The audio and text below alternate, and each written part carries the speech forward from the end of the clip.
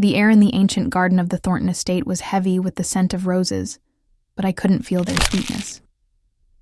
I stood there, my trembling fingers adjusting the delicate lace of my white wedding gown, the moonlight casting a silver glow over every intricate detail. The full moon hung low in the sky, its pale light filtering through the towering oaks, illuminating the scene like a dream I didn't want to be in. I reached up to touch the silver bracelet on my wrist, the only keepsake I had left of my mother, and whispered, my voice barely audible, "Mom, what am I supposed to do now?" I was Evelyn Harper, 34 years old, and tonight, I was marrying Gabriel Thornton, a 41-year-old billionaire who controlled Chicago's largest financial empire. But this wasn't a wedding born of love. It was a cold, calculated transaction. My father, once a successful businessman, had teetered on the edge of ruin after a failed investment that drained his company's funds. Gabriel had stepped in, offering to inject the capital needed to save Harper Enterprises, but only if I became his wife. I didn't love him, and I knew he didn't love me. To him, I was just a piece of the puzzle, a trophy wife to complete the perfect image he needed for the media and his business partners. The ceremony began, and I walked down the aisle, my heels sinking slightly into the soft grass. The moonlight bathed Gabriel's face as he stood at the altar, his sharp features carved from stone, his dark eyes unreadable. He was tall, imposing, dressed in a tailored black tuxedo that made him look every bit the untouchable tycoon he was. When he slid the ring onto my finger, his touch was cold, and his voice cut through the night like a blade. "Don't try to run," he whispered, so low only I could hear. "You don't have a choice." I bit my lip, fighting the anger that surged in my chest. I wanted to scream, to tear the ring off and throw it into the shadows, but I couldn't. I felt like a bird trapped in a gilded cage, wings clipped by the weight of my father's mistakes. I thought of my mother, who had died when I was just a child, her laughter a distant memory that still warmed me on the coldest nights. She had always told me to be brave, to never let anyone take away my light. And my father, he had promised to protect me, to shield me from the harshness of the world. But now, he had sold me to a man I didn't know, all to save his crumbling legacy. The officiant's words blurred into a meaningless hum as the ceremony continued. I barely registered the vows, my mind drifting to the past, to the days when my father would carry me on his shoulders, laughing as we walked through the park, my mother trailing behind with a picnic basket. Those days were gone, replaced by this hollow charade. When Gabriel leaned in to kiss me, I turned my head slightly, letting his lips brush my cheek instead. A murmur rippled through the small crowd of guests, Chicago's elite, all here to witness the union of two powerful names. But I didn't care. I wouldn't give him the satisfaction of pretending this was real. The reception passed in a haze of forced smiles and clinking champagne glasses. I played my part, nodding politely as strangers congratulated me, their words dripping with insincerity.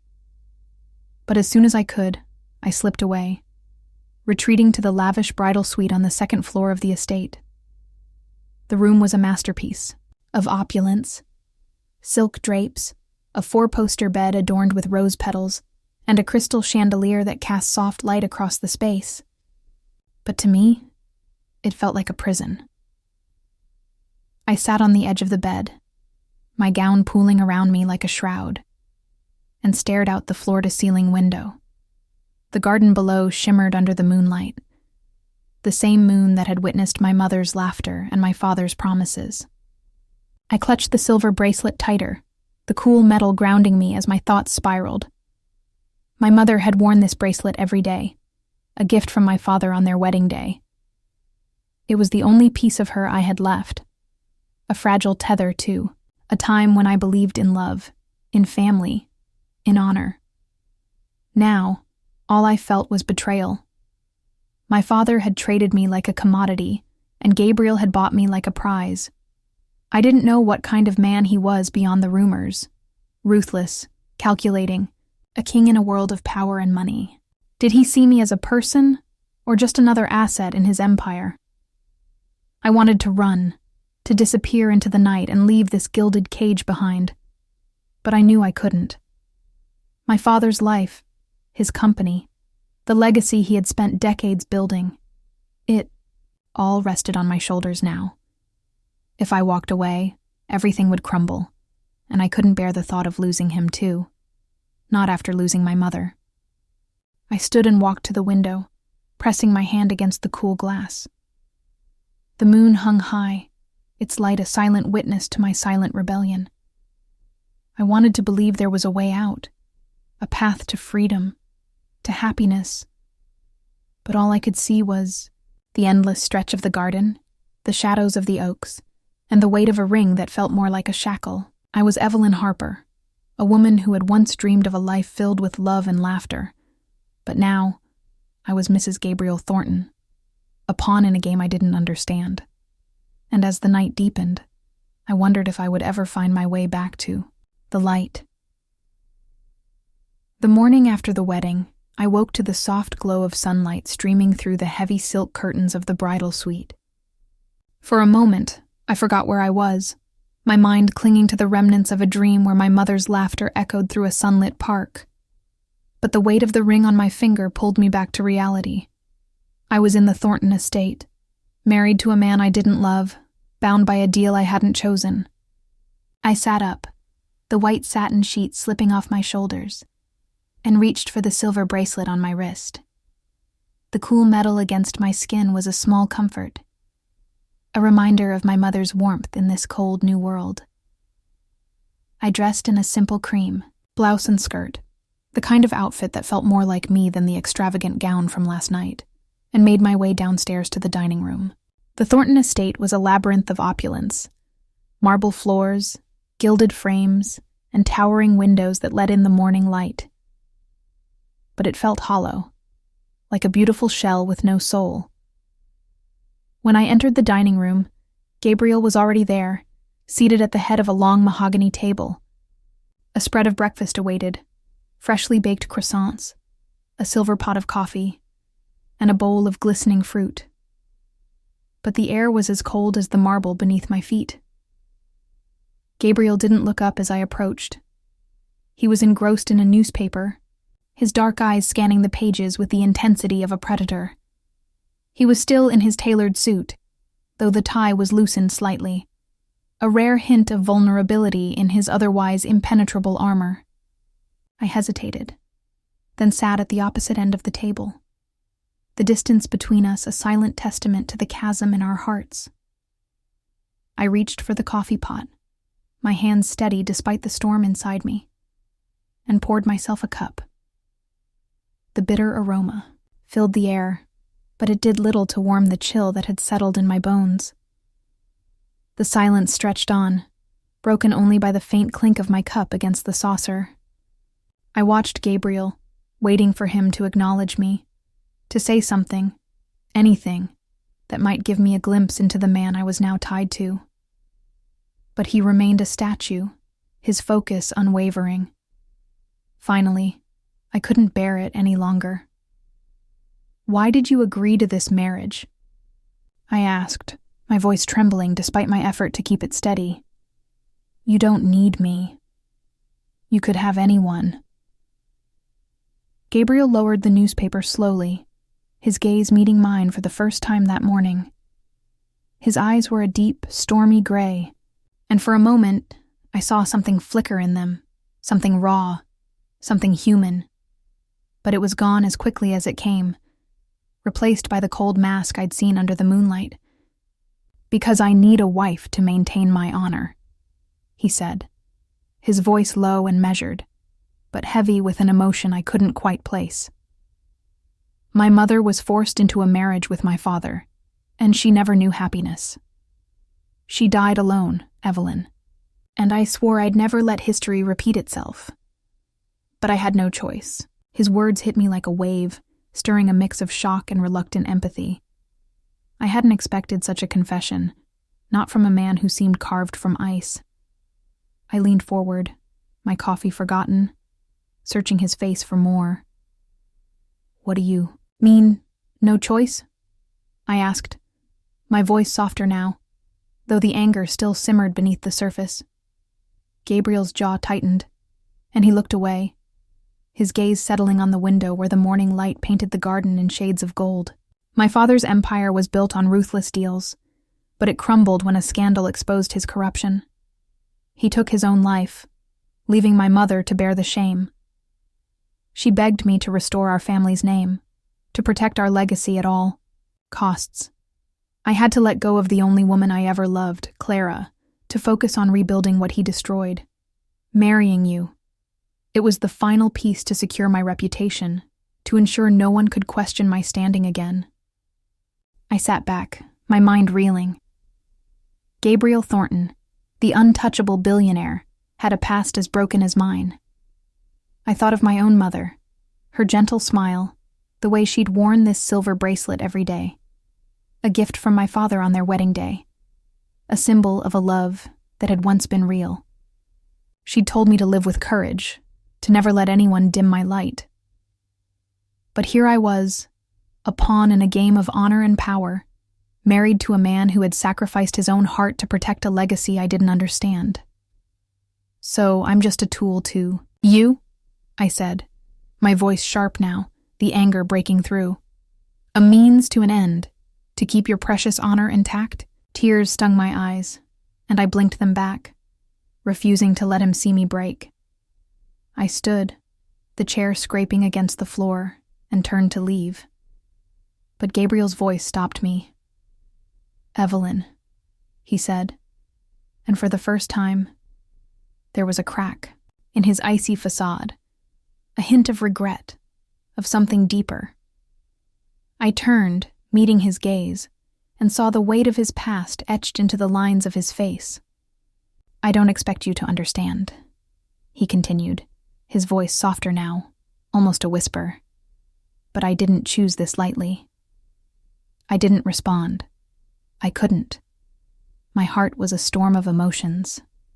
Anger, betrayal, and a flicker of sympathy I didn't want to feel.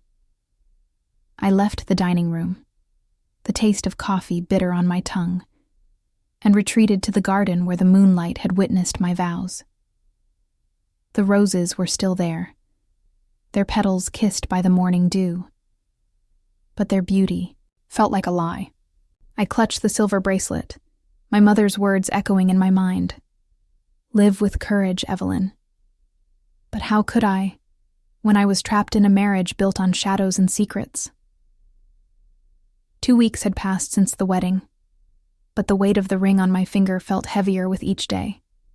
I had learned to navigate the Thornton estate, its marble halls and gilded rooms becoming a maze I could walk through without getting lost. But I couldn't escape the suffocating reality of my new life. Tonight, Gabriel and I were to attend a gala at the Grand Regency Hotel in downtown Chicago, a glittering event meant to showcase the city's elite. I stood in the private suite of the hotel, staring at my reflection in the full-length mirror. The sapphire blue gown Gabriel had chosen for me hugged my frame, its shimmering fabric catching the light like a starlit sky. But I felt like a fraud, a doll dressed up for display. I adjusted the neckline of the gown, my fingers brushing against the silver bracelet on my wrist, my mother's keepsake, the one thing that still felt like mine in this world of pretense. I looked into my own eyes in the mirror, searching for the woman I used to be. "You have to be strong, Evelyn," I whispered to myself, my voice trembling. "You can do this." But the words felt hollow, a desperate plea to a courage I wasn't sure I had. I took a deep breath, squared my shoulders, and stepped out of the suite, ready to face the night. The ballroom of the Grand Regency was a spectacle of wealth. Crystal chandeliers casting prisms of light, tables draped in white linen, and a sea of guests in designer gowns and tuxedos. Gabriel stood beside me as we entered, his presence commanding attention without effort. He was a vision of power in his black tuxedo, his dark hair swept back, his stormy gray eyes scanning the room with the precision of a hawk. But his hand on my arm was a cold formality, a reminder of the distance between us. We hadn't spoken much since that morning in the dining room, when he'd revealed the shadows of his past. His mother's forced marriage, his father's suicide, the love he'd sacrificed for honor. I had felt a flicker of empathy for him then, but it was buried beneath the resentment that still burned in my chest. I was his wife, in name only, a pawn in his game of reputation, and I hated him for it. But tonight, I had to play my part, too. Smile and nod as if I belonged in this world of glittering lies. It didn't take long for the whispers to start. As we moved through the crowd, I caught snippets of conversation, sharp, cutting words that sliced through the air like knives. "She's the one he bought," a woman in a red gown murmured to her companion, her voice dripping with disdain. A Harper girl, desperate to save her father's sinking ship. Another man, sipping champagne, chuckled softly. "Thornton's new trophy wife. I wonder how much he paid for her." The words stung, each one a dagger to my pride, and I felt my cheeks burn with humiliation. I tried to keep my composure, but the weight of their judgment was crushing. Then a woman approached us, tall, elegant, with sharp features and a smile that didn't reach her eyes. "Gabriel, darling," she said, her voice smooth as silk. "It's been too long." She turned to me, her gaze raking over me like I was a specimen under a microscope. "And this must be your acquisition." Gabriel's grip on my arm tightened, but his voice remained steady. "This is my wife, Evelyn. Evelyn, this is Margaret, my sister." Margaret Thornton, Gabriel's older sister, a woman I'd heard of but never met. She was a force in Chicago's social circles, known for her sharp tongue and unyielding standards. Her smile widened, but it was cold, predatory. "You don't belong in this world, do you?" she said, her tone laced with contempt. "Gabriel needs a woman who can help him shine, not a girl who clings to his coattails." The words hit me like a slap, and I felt my hands tremble, the champagne flute in my grip threatening to slip. I wanted to retort, to defend myself, but my throat tightened, and all I could do was stand there, humiliated.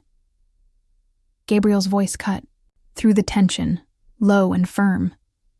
"That's enough, Margaret," he said, his tone a warning. "Evelyn is my wife, and you'll treat her with respect." But I couldn't take it anymore.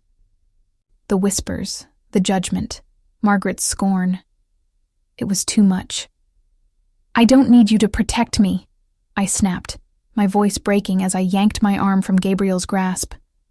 Tears stung my eyes, and I turned, pushing through the crowd, my heels clicking against the polished floor. I didn't care who saw me, didn't care about the murmurs that followed. I needed air, needed to escape the suffocating weight of this world I didn't belong in. I burst onto the balcony, the cool night air hitting my face like a balm.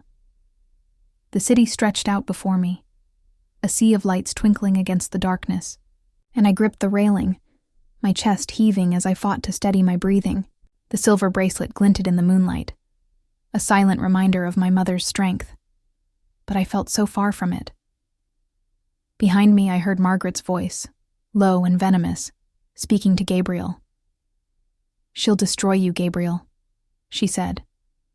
"Let her go before she drags you down." I didn't turn around, didn't want to see the look on Gabriel's face. I stared out at the city, my tears falling silently, and wondered if I could ever find a place in this world of power and pretense. I was Evelyn Thornton now, but I felt more lost than ever. A stranger in my own life, caught between the honor I was forced to uphold and the freedom I so desperately craved. The gala had left a bitter taste in my mouth, a lingering sting of humiliation that followed me back to the Thornton estate. Margaret's words, the whispers of the elite, the weight of their judgment, they echoed in my mind, a relentless reminder of my place in this world. I was a Harper, a name that once carried pride, now reduced to a pawn in a billionaire's game. I couldn't shake the feeling that I was drowning, trapped in a marriage I didn't want, in a life I didn't choose. But I needed answers. I needed to know why my father had done this to me, why he had sold me to Gabriel Thornton like I was nothing more than a business asset. The next morning, I drove to my father's old office in downtown Chicago, a place I hadn't visited in years. The building was a shadow of its former glory, once a bustling hub of Harper Enterprises, now a hollow shell with peeling paint and a flickering sign. I parked the car and sat for a moment, my hands gripping the steering wheel, my heart pounding in my chest. I reached for the silver bracelet on my wrist, the one my mother had worn every day, and ran my fingers over its smooth surface. "Give me strength, Mom," I whispered, my voice trembling. I needed her courage now more than ever. Inside, the office was dim, the air thick with the scent of dust and old paper. My father sat behind his desk, his once proud frame hunched, his face etched with lines of worry. He looked up as I entered, his eyes widening with a mix of surprise and guilt. "Evelyn," he said, his voice hoarse. "You shouldn't be here. It's not safe." "Not safe?" I repeated, my voice sharp, with anger. I stepped closer, my hands clenched at my sides. "You sold me to Gabriel Thornton, Dad. You pushed me into a marriage I didn't want, and now you're telling me it's not safe? I deserve to know why." My voice broke on the last word, and I felt tears prick my eyes. But I refused to let them fall. I needed to be strong, to face the truth no matter how much it hurt. My father's shoulders slumped, and he buried his face in his hands. A broken man. "I had no choice, Evelyn," he said, his voice muffled. "I was desperate. The company was failing, and I got involved with some dangerous people." He looked up, his eyes red and glistening with unshed tears. "I borrowed money from a criminal organization to keep us afloat, but I couldn't pay it back. They threatened to come after you, to hurt you, if I didn't settle the debt. Gabriel, he offered to buy the debt, to protect you, but only if you married him." The words hit me like a punch to the gut, and I stumbled back, my hand reaching for the edge of the desk to steady myself.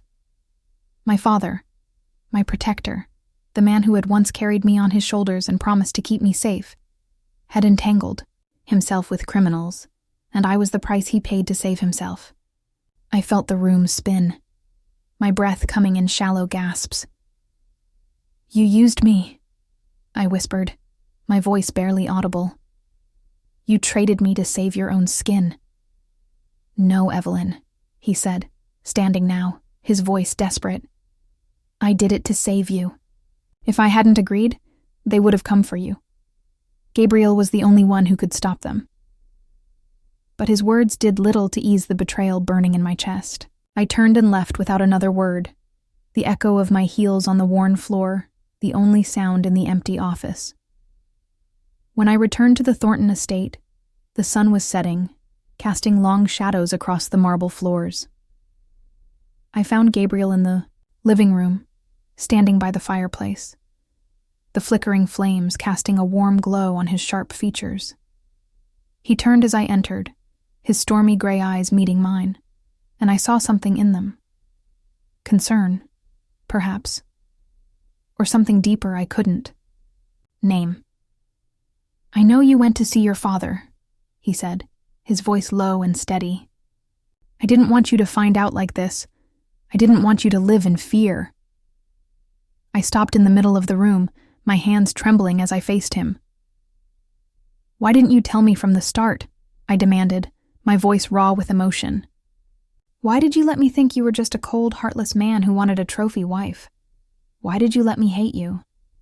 Gabriel's jaw tightened, and he took a step closer, the firelight dancing in his eyes. "Because I didn't want you to know the truth," he said, his voice softer now, almost a whisper. "I didn't want you to live with the fear of knowing. There are people out there who would hurt you to get to your father. I took on his debt, Evelyn. I made a deal with those criminals to keep you safe. Marrying you, it was the only way to ensure they'd leave you alone. I sank onto the sofa, the warmth of the fire doing little to ease the chill in my heart. I clutched the silver bracelet, my mother's voice echoing in my mind. Live with courage, Evelyn. But courage felt so far away now, buried beneath the weight of betrayal and fear. I looked up at Gabriel, seeing him in a new light. Not as the cold, calculating billionaire I'd thought he was, but as a man who had sacrificed his own honor to protect me. You should have told me, I said, my voice breaking. I deserved to know. I know, he said, and for the first time, I heard genuine regret in his voice. He sat across from me, the fire casting shadows on his face, and I saw the weight he carried, the burden of a past he couldn't escape, the choices he'd made to protect a legacy he didn't always want. I didn't forgive him, not yet, but I felt a flicker of gratitude, a small crack in the wall I'd built between us. And as the fire crackled, I wondered if there was a way to find light in this darkness, a way to reclaim the honor I'd lost. The revelation of my father's dealings with a criminal organization had left me reeling, but Gabriel's confession, that he had taken on the debt to protect me, shifted something inside me. I didn't trust him, not fully, but the resentment I'd harbored since our wedding night had begun to crack, giving way to a reluctant gratitude. I still felt like a prisoner in the Thornton estate, but for the first time, I saw Gabriel as more than a cold, calculating billionaire. He was a man carrying his own burdens, a man who had made a choice to shield me from a danger I hadn't even known existed. That evening, we sat down for dinner in the estate's grand dining room, a rare moment of quiet after days of tension. The table was set with meticulous care, fine china, crystal glasses, and a centerpiece of white lilies that filled the air with a delicate sweetness. I unfolded a linen napkin and placed it on Gabriel's plate, a small, instinctive gesture that felt strangely intimate. He looked up at me, his stormy gray eyes softening for a fleeting moment, and I felt a flicker of warmth in my chest, a connection I hadn't expected. For a brief second, I wondered what it would be like to truly know him, to see beyond the walls he'd built around himself. But the moment was shattered by the sound of shattering glass. The dining room windows exploded inward, shards raining down like deadly confetti, and a group of men in dark clothing stormed into the room. My heart leapt into my throat as I stumbled back, the chair toppling behind me. The men moved with lethal precision, their faces obscured by masks, their voices cold and menacing. "Thornton," the leader barked, his gun trained on Gabriel. "You thought you could buy your way out of this? She belongs to us now." He gestured toward me, his words a chilling echo of the danger my father had warned me about. Gabriel was on his feet in an instant, positioning himself between me and the intruders, his body a shield. "You'll never touch her," he said, his voice a low growl, steady despite the chaos. I could see the tension in his shoulders, the way his hands clenched into fists, but there was no fear in his eyes, only a fierce determination that sent a shiver down my spine. I clutched the edge of the table, my mind racing, my breath coming in shallow gasps. These were the men my father had feared, the criminals who had threatened my life. And now they were here, in our home, ready to take me. The leader laughed, a harsh, grating sound that made my skin crawl. "You can't protect her forever," he said, stepping closer, his gun now inches from Gabriel's chest. "Hand her over or we'll kill you both." My stomach churned, and I felt a scream rising in my throat, but I swallowed it down, my eyes darting around the room for a way out, but there was none. Only the shattered windows, the glint of guns, and the suffocating weight of fear. Gabriel didn't flinch. "Over my dead body," he said, his voice a deadly promise. And then chaos erupted.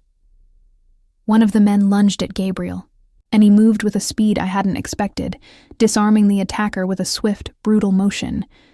But there were too many of them. Another man grabbed me, his grip like iron on my arm, and I screamed, kicking and thrashing as he dragged me toward the door.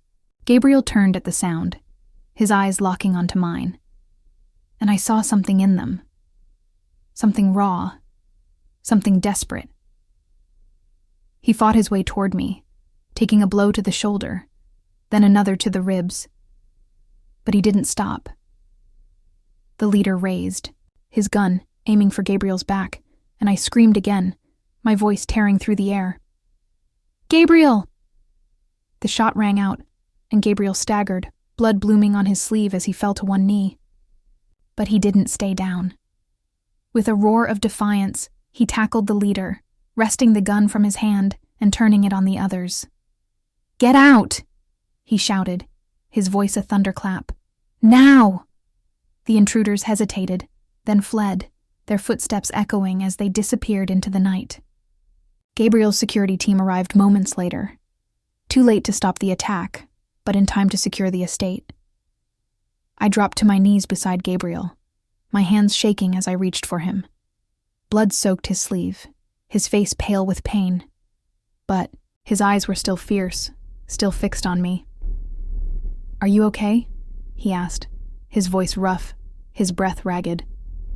I nodded, tears streaming down my face as I tore a strip of fabric from my dress and pressed it to his wound. "You're hurt," I said, my voice trembling.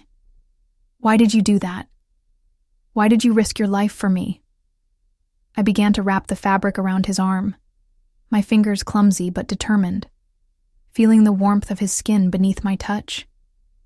It was the closest we'd ever been, and despite the chaos, there was a strange intimacy in the act, a connection forged in the heat of danger.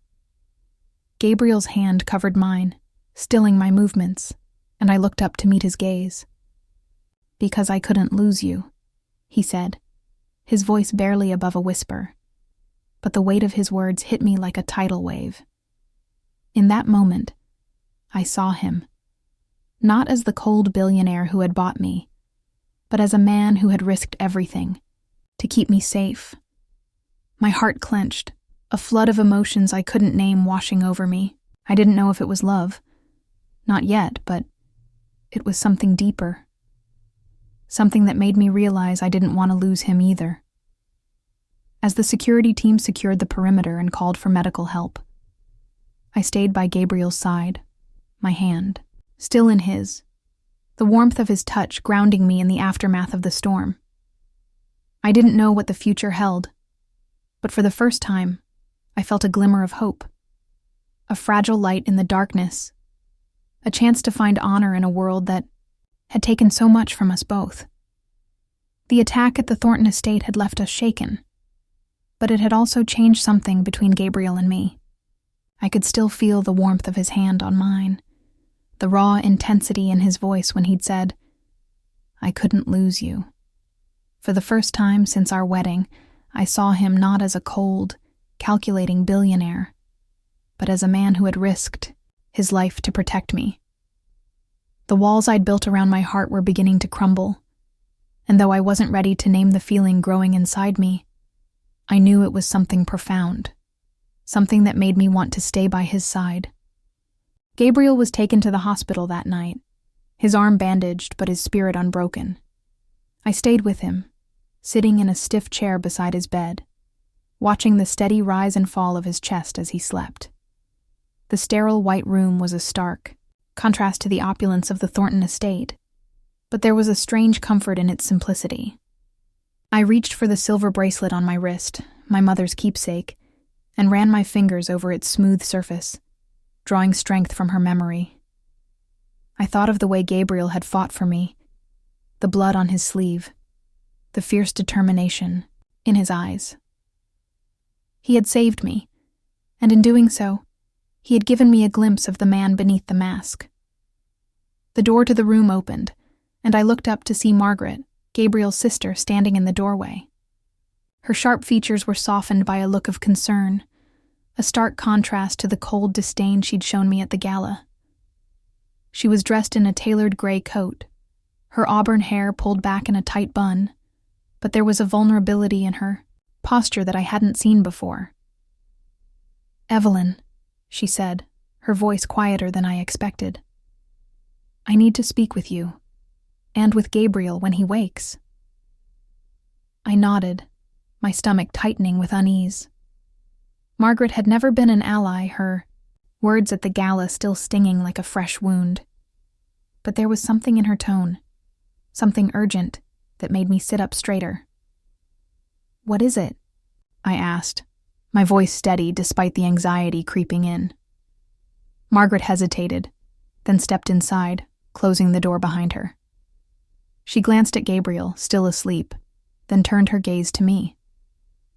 "There's something you both need to know," she said, her voice trembling slightly. "Something I've kept hidden for years, because I thought it was for the best. But after what happened tonight, I can't keep it from you any longer." My heart began to race, a sense of dread settling over me. "What are you talking about?" I asked, my fingers tightening around the bracelet. Margaret took a deep breath, her eyes glistening with unshed tears, and then she spoke words that turned my world upside down. "Gabriel has a daughter," she said, her voice barely above a whisper. "Her name is Lily. She's 8 years old, and she's been living with me since her mother died." I stared at her, my mind struggling to process what she'd just said. A daughter? Gabriel had a child? I felt a wave of shock, followed by a surge of questions I couldn't voice.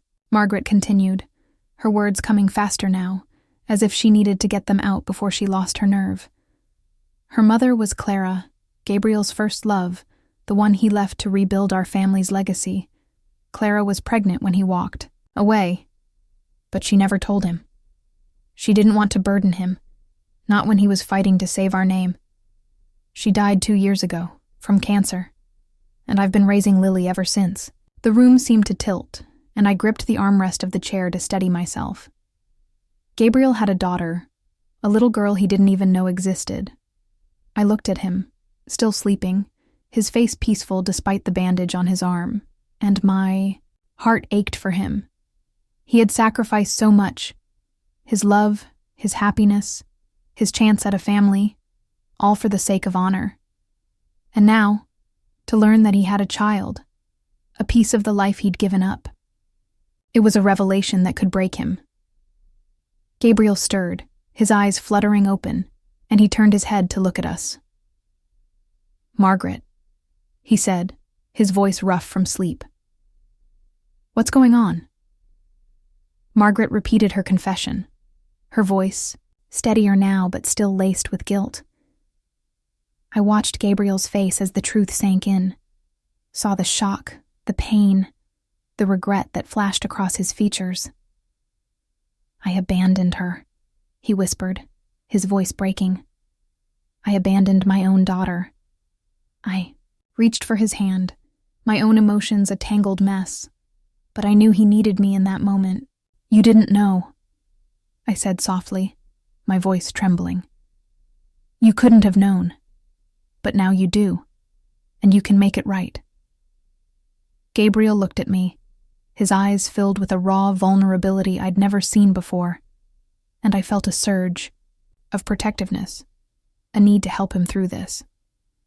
We decided to bring Lily to the estate, to give Gabriel a chance to meet his daughter.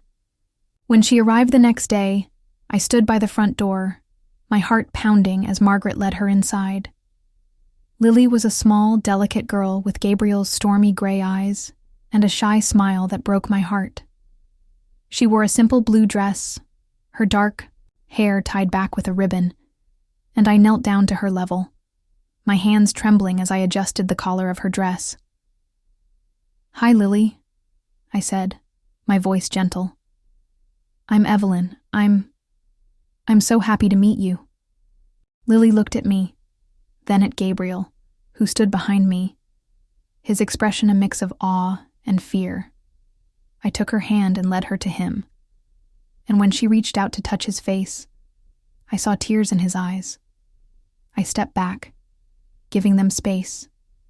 And as I watched them together, I felt a warmth I hadn't expected, a sense of family, of belonging, that I hadn't known I craved. I hugged Lily close, her small arms wrapping around me.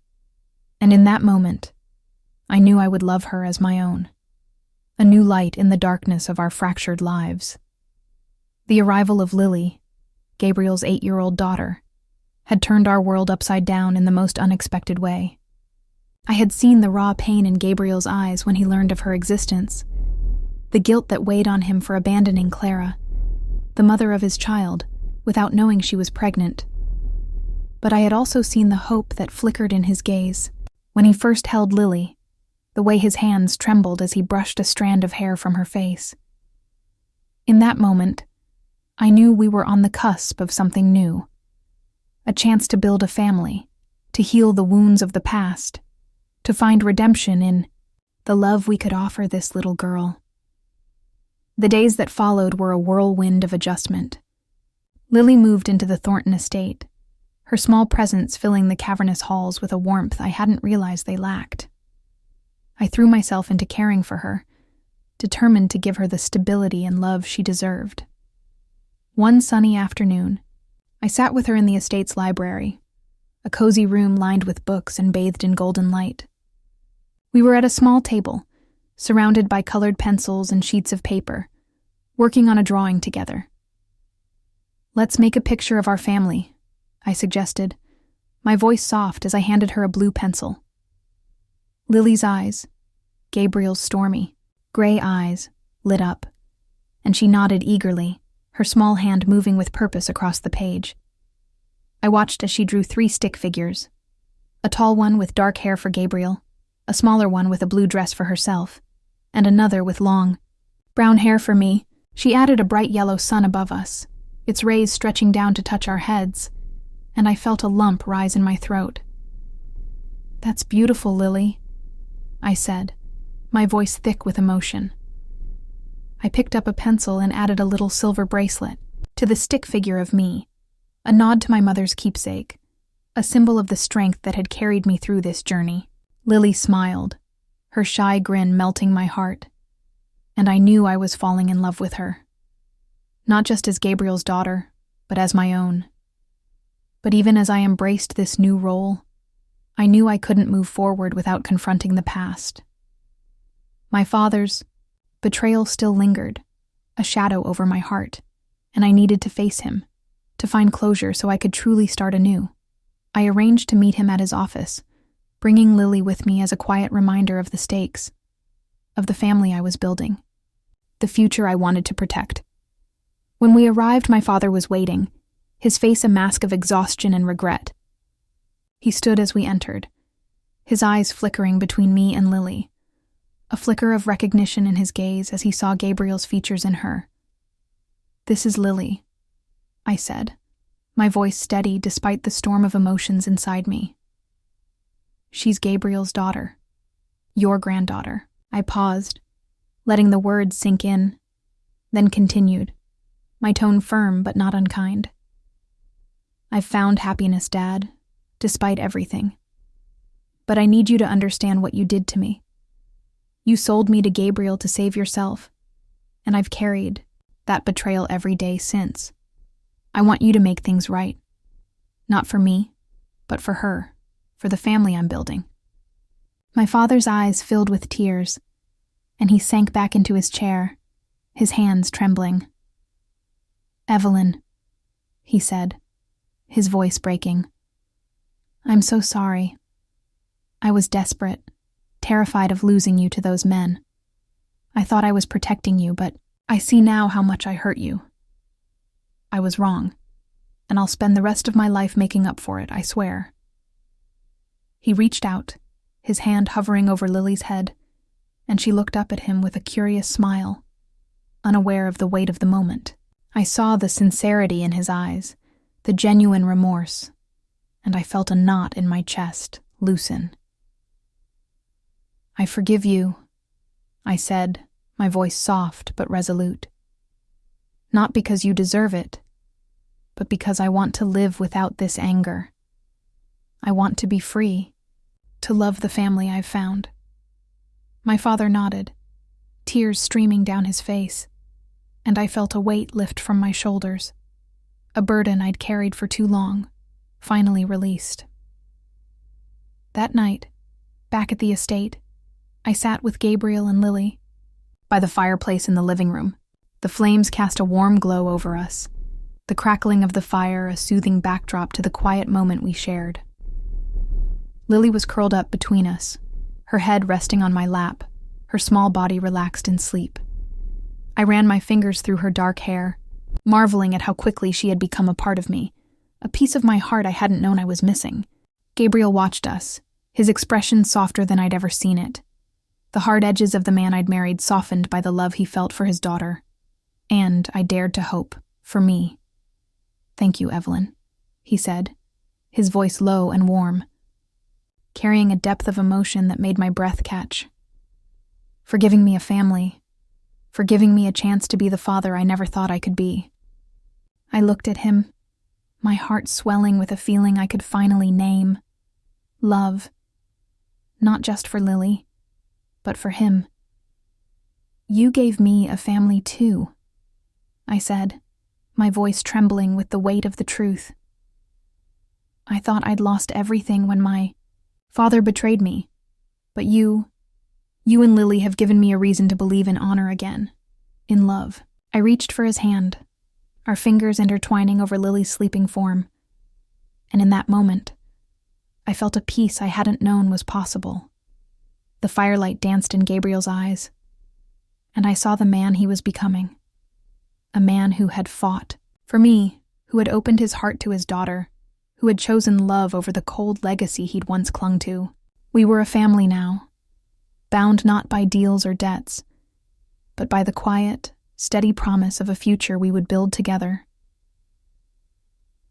A year had passed since that fateful night under the full moon, when I'd stood in the ancient garden of the Thornton estate, bound to Gabriel by a cold transaction. So much had changed since then. My heart, my life, the very meaning of the word family. Tonight, we were back in that same garden, but the air felt different, lighter, filled with the scent of blooming roses and the soft hum of crickets. The full moon hung low in the sky, its silver light casting a gentle glow over the scene, a quiet witness to the journey we'd traveled. We were hosting a small gathering, a celebration of the family we'd become. The guest list was intimate, just my father, Margaret, and a few close friends who had stood by us through the storms. I wore a simple white dress, its soft fabric a far cry from the extravagant gown of my wedding day. But it felt right, like a reflection of the woman I'd become. I stood near the edge of the garden, watching as Lily darted between the rose bushes, her laughter a melody that warmed my heart. She wore a pale pink dress, her dark hair tied back with a ribbon, and in her hand, she clutched a single rose she'd picked from the garden. "Evelyn," she called, running toward me, her gray eyes, Gabriel's eyes, sparkling with excitement. She held out the rose, its petals a soft blush against her small fingers. "I picked this for you," she said, her voice bright with pride. I knelt down, taking the flower with a smile that felt like it could light up the night. "Thank you, sweetheart," I said, tucking the rose behind my ear. "It's beautiful, just like you." I pulled her into a hug, feeling the warmth of her small body against mine. And in that moment, I knew I was exactly where I was meant to be.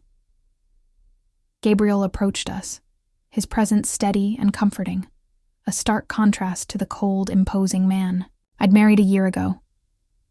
He wore a simple white shirt and dark trousers, the sleeves rolled up to his elbows, a casual look that made him seem more human, more mine.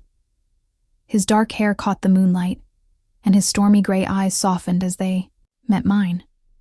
"You look beautiful," he said, his voice low and warm, carrying a depth of emotion that made my heart flutter. He reached out, his fingers brushing against the rose in my hair, and I felt a shiver of connection, a quiet promise in his touch. We gathered our guests in the center of the garden, where a small table was set with a cake and a few flickering candles. The moonlight bathed us in its glow, and I felt a sense of peace I hadn't known was possible. My father stood beside Margaret, his face softer now, the lines of guilt and regret smoothed by the months he'd spent making amends. He had sold what remained of Harper Enterprises, using the proceeds to fund a charity in my mother's name, a small but meaningful step toward redemption. Margaret, too, had changed, her sharp edges dulled by the love she'd found for Lily, her niece, and the respect she'd grown to have for me. As we cut the cake, I looked around at the faces of the people I loved, feeling a gratitude that brought tears to my eyes. But it was Gabriel's words that truly anchored the moment. He raised his glass, his gaze steady on mine, and spoke in a voice that carried the weight of our shared journey. "A year ago, I thought honor was about power, about money, about protecting a legacy at all costs," he said, his tone resonant with sincerity. "But you, Evelyn, you showed me that true honor is about protecting the ones we love, about building a family that stands stronger than any empire. You gave me a daughter, a home, a reason to believe in love again. I'm a better man because of you." His words pierced my heart, and I felt a tear slip down my cheek. But it was a tear of joy, of healing. I reached for his hand, our fingers intertwining, and I knew that this was the moment I'd been waiting for. The moment I could finally let go of the past and embrace the future. "You gave me a family too," I said, my voice trembling with emotion. "I thought I'd lost everything when my father betrayed me, when I was forced into this marriage. But you and Lily, you've shown me what love really means, what honor really means. I love you, Gabriel." The words slipped out, raw and true, and I saw the impact they had on him, the way his eyes widened, the way his breath caught. He pulled me close, his arms wrapping around me, and I felt the steady beat of his heart against mine.